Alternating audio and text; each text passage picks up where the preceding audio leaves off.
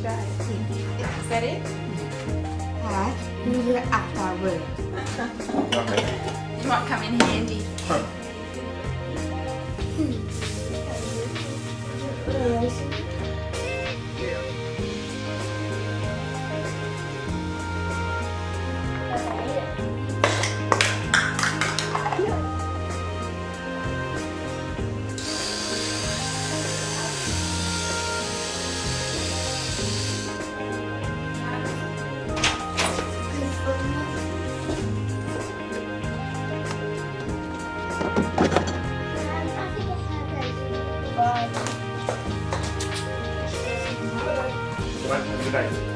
Right from the start, Meg and I as Joscelyn's parents wanted her completely embraced in our family and community.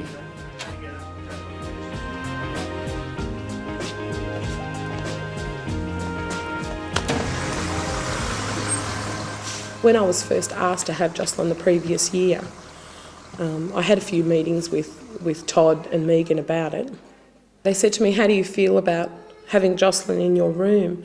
I said, well, I've taught children with disabilities before and I think I'll know what to do, sort of thing. And they said, in what sort of environment? I said, in a special school. And they said, that's interesting, And I thought I knew everything. And they said, how do you feel about having Joscelyn in your class? And I said, well, I don't know. I don't really have a view of what inclusion is, I don't really have my own opinion about that, just born out of no experience of what inclusion is really, because I do think Joscelyn's quite a pioneer, at this school in particular.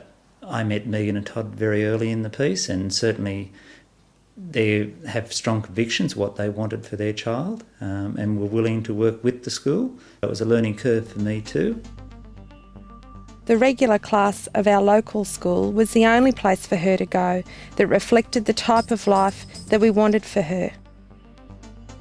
Her mum and dad were having some issues and felt like inclusion was getting difficult at this school, and they needed to think about things, and they were thinking about going to another school, and I said, please don't go just yet, I really need you to give me a chance, and I'd sort of been doing a lot of reading over the school holidays about inclusive education and sort of really developing myself professionally, and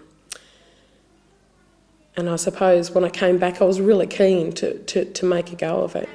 Professionally I've developed so much, just in the way that I talk to all of my children and think about all children's needs individually.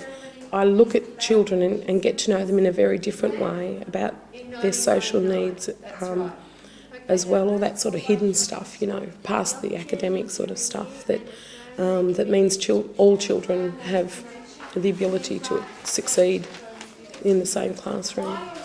What I realised was for her social integrity in the classroom, that she can't do stuff that's different from other children. And I suppose that's where I thought I would start, thinking, academically, like teacher, you've got to get them achieving outcomes and suited to her needs. And I really did have to throw a lot of that stuff out because it was not based around what other children were doing.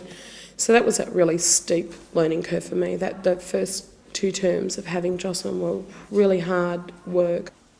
And then in the end what I realised was I didn't really need to do anything different. I'd just modify and adapt and change things, tweak things around a little so that they would suit what she was capable of doing. There have been a lot of teachers at this school that have had Joscelyn or have had exposure to a child with a disability that have really come out of it on the other side thinking exactly the same thing, that that's not as difficult as they thought it was going to be, or that their expectations were much lower initially, or that, boy, it's going to be so much hard work. It really, I just think a lot of teachers have changed their perspective. I basically came in new, didn't know what to expect or what was going to happen or what was expected of me, basically. Probably when I first started, it was hit or miss. I'd try a strategy that I thought might work, and if it didn't, well, I didn't try that one at that time again. if she's not in a very good mood in class sometimes and she's giving me a bit of lip, I'll just sort of say, fine, okay, you just sit there. When you're ready to work, you let me know and I'll go off and do something else. And she sits and thinks for a few minutes and then she'll be like, Mrs. Finn, I'm ready to work now. It's fine, we go back and we get a heap accomplished. We've set up a whole program this year which has been really good for her on different games, and I sort of finish with her partway through maths. So we sort of start on a game and then I leave and some of the other kids come and they do it with her. So they, get in different groups, or they'll all set up in groups and do the games. I think most of the kids have learnt to accept differences in people, that not everyone's the same. There are differences not just with Joscelyn, they can, there's differences with other children in the school too, and they've learnt to cope with those differences. The aide sees what I'm doing in the classroom and she'll take notes or modify the notes that I'm giving the other children so that Joscelyn can copy them down or can tell her about them in her own words. For her news, our class has a homework task based on their news that they read in the newspaper each week. They summarise an article, they come and then present it to the class. Joscelyn's news is summarised for her at home, but she will write a couple of sentences that have understanding to her, that relate to her experiences, and she then presents that to the class, and then we'll have a discussion based on that in the classroom. I've also learned how to modify tasks so that she can achieve success at her level. It's been a long learning curve for her and for the school community, and we're seeing the results of that now. To begin with, the developing of an individual education plan for Joscelyn was a new thing for our staff, and as other children with problems have come on board, we've been able to modify programs in the same sort of way for those children to cater for their needs. So as we've been learning how to do things for Joscelyn, it's definitely helped other children too. All children are individuals and all of them have individual differences that need to be catered for in different ways. So in that respect, she's just another individual in our class. There were some rough times in the early years, however we were committed to making it work. To the school's credit, there was a feeling of goodwill between us. We always found a solution to the difficulties Joscelyn was having at any time. She really, is achieving quite beyond, I think, what people would expect of her in so many ways, socially, academically, even sporting. Being able to, run with the team, and and do so well in her swimming, swimming carnivals. I underestimated her so much in the beginning. When she first came to me, I had all these grand ideas about what I was going to do with her and how I was going to handle, having a child with high support needs in my classroom. And she just, in the first 2 weeks, it was like, well, I could throw that all out the window because, really it was so below her. And then I'd give her something else, and then in 2 weeks' time, I'll throw that out the window. And, and as time went on, it was amazing just the... how much my expectations changed, because she was always raising the bar for me. I suppose in another way that she surprised me is her communication skills. I've known Joscelyn since kindergarten and all the way to Year 6, obviously, and I've had lots to do with her in the last, in her primary years. And I just think she's changed so incredibly. We were playing this game, it's called Silent Ball. You throw the ball around the room, and in a soft ball around the room very quietly. And it's all about eye contact. And eye contact wasn't Joscelyn's strong point, And oh no, I don't want to catch a ball in front of people and and do the wrong thing. And this particular occasion, she stood up and yes, I do want to play this. And somebody said, I'll help you, and I'll come to her side to sort of help her catch the ball. This is in Year 3, and she said, I can do it myself. And that person walked away, and she just started throwing the ball with everybody else, just the way we had been in the game. And from then on, she joined in games all the time. The level of frustration for Joscelyn, is something that she has to handle every day. I know she gets very frustrated with the things that she can't do, and she is very aware of her disability and how that impedes on the things that she wants to do, and she does get very frustrated with that. But I think she's learnt how to cope, and I know that the teachers that have her now are very aware of downtime. She has time where she works very hard, but she also needs downtime, the time where she sort of can just rest so that she's prepared for what comes next, and that she's going to succeed at the next task that she does. That's for sure. Her way of coping when she was younger, when things weren't going right for her, she would just run. She'd run out of the classroom and run, and we'd be all chasing her, One day she was just so frustrated and she was getting really angry, and I stopped and I said to her, "You're really tired, aren't you?" And I gave her a hug. Well, she just cried and sobbed in my arms, and yes, I'm so tired. And I said, "Well, just lie down." And she went straight off to sleep, and then I sort of twigged, like when she's working, it's hard work for her. It's hard work for her to get to the answers. From where she started to where she is now, you wouldn't recognise her now as like back then. Like she'd come and she'd have bad days. And when she had a bad day, they were bad days. And you rarely get them now. When I first started with Joscelyn, she had no self-confidence to get up and talk in front of the classroom. Now, it doesn't worry her one bit. She'll get up there, and when they all have their different news times and all, she gets up there and joins in. She puts her hand up to answer a question, and if she gets asked and she gets the question right, just the look on her face is just magic. She's just starting to come along with the reading now, which is giving her more confidence too. In PE they do some skipping, and she was like, I can't skip. And I said, give it a go, I bet you can. And it wasn't long and they were doing the skipping around the basketball court, and she was running and doing the skipping as she went too. She gets annoyed with herself if she gets tangled up and misses, but then she just starts again. When it came to the skipping, she can skip far better than most of the boys. It's a very good equaliser for a lot of them when they see, that she is better at some things than they are. A lot of things she really doesn't need my help there, but she likes me just to be there as a safety blanket, a safety net, whatever. That if she gets to some bit, she just turns and goes, "Help," and I go over and see where she's up to and what she needs help with. But otherwise, I try and step back a little bit more now than I did when I first started with her, to give her the chance to do the things, because she's going to have to rely on herself more and more next year, and so to step back and let her do the things that she can do herself is better for her. If we're doing something, it might be just reading a word off the board, and I'll try and spell it for her, and she goes, "I can do it." I was like, "Okay, it's fine, you go right ahead and do it. You need help, you just let me know." And that's what happens.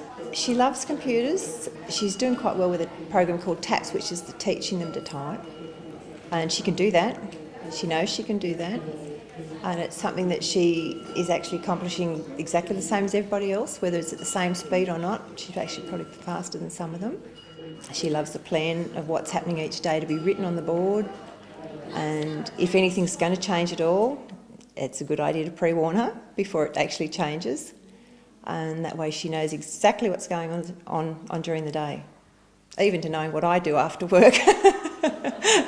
I'd seen her development over a number of years, and I particularly saw how she'd matured socially in the last 12 months and was really coping well in the classroom situation, in the playground. A lot of the groundwork had already been done for me, which made it just easy for me to take over, and with Mrs. Finn as a backup in the classroom, as a person that I could talk to about how she worked in the classroom previously, it's made it very easy for me to adjust to having her there. She can learn at her own pace, and that she can participate in activities at her stage level and learn from them, even though the activities may be modified. I do know that she is learning and understanding the things that she's doing at her level, and that are based on the curriculum at her stage level. there's no activity that I can think of that she isn't included in. She's always part of whatever's happening in the classroom or whatever the class is doing. Her own personal growth from a young girl who, like all children new to a school setting, had difficulties in terms of adjusting, but the growth she's made not only academically and socially, but in terms of being a person, being an individual, you know, it's quite marked.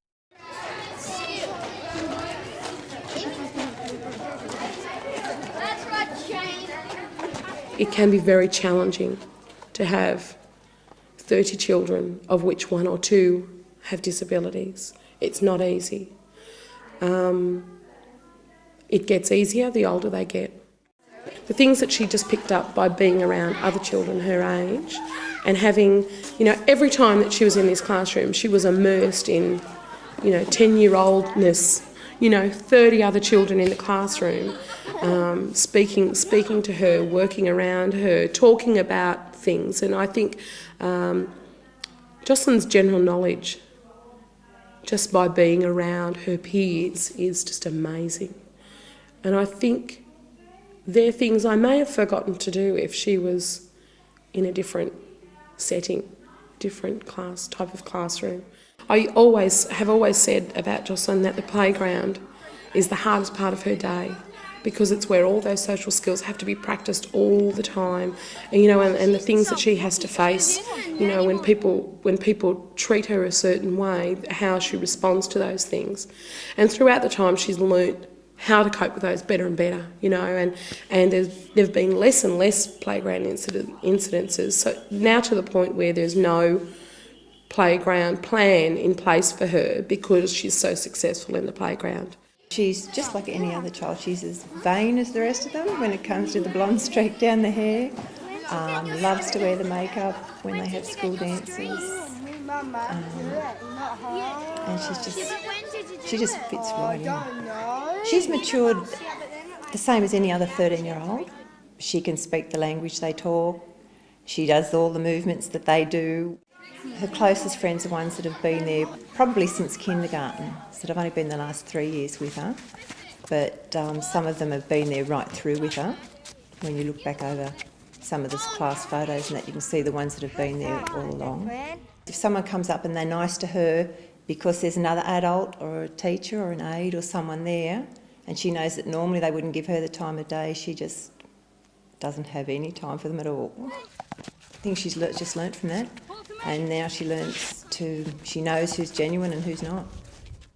Not being segregated at all, so she's or just integrated for certain periods of time. She's been included in a mainstream classroom, so she knows how to behave in those situations and how those classrooms work all the time. I can only see that she can only learn those things from mixing with other children who provide those models for her, so that she knows how to behave like other children do. She's had a hard slog, you know. She's sort of been a pioneer at this school. She's had, she has been the one who's had to do all the groundwork for changing our perspective on things, you know, changing the staff's perspectives, changing the students' perspective on what a disability means, you know, and really just pushing that to the back, you know, and saying, well, I'm a child first, you know, yeah, and then the disability just comes later. Joscelyn is at the forefront of a cultural shift, a change in perspective, perception of disabilities. And I think that her being here has very gently changed opinion over time. Initially, when Joscelyn came, there wasn't many children who had gone down a different pathway, you know, just the traditional pathways that they thought were the only options available to them. Since she has been here, just her presence at the school has made people see children with disabilities in a different light. Joscelyn was one of our first children with a disability to enrol in the school in a mainstream setting. So in a way, she's been a trailblazer. I really do take my hat off to her. I think she's done a wonderful job in hindsight, and I think she's made it a lot easier for some of the kiddies that are following in the younger years. We've learnt the management skills, we've learnt the teaching skills, but now we've also, for some of the other children, had to have learnt the technology skills or the communication skills that go with visual aids and things like that. So it's been a learning curve, but Joss has been right at the top of it all and has led the way and helped us to learn, I suppose, too.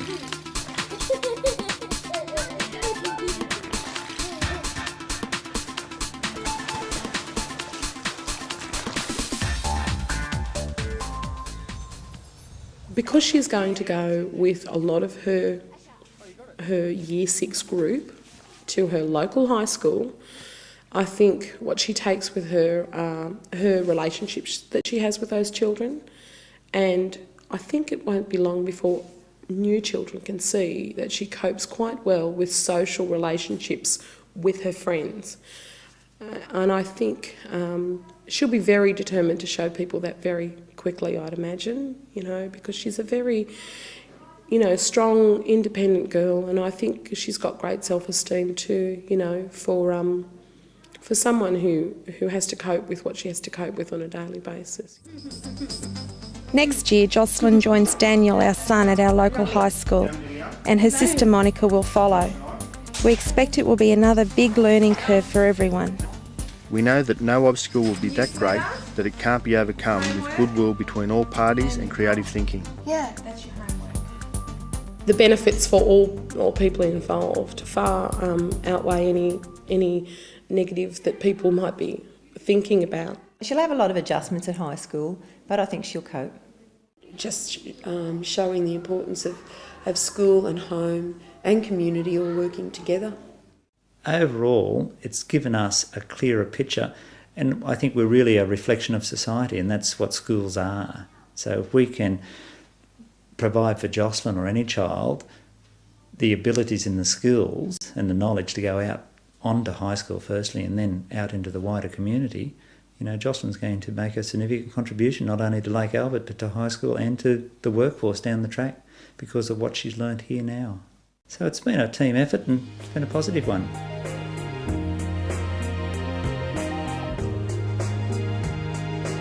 She's a champion.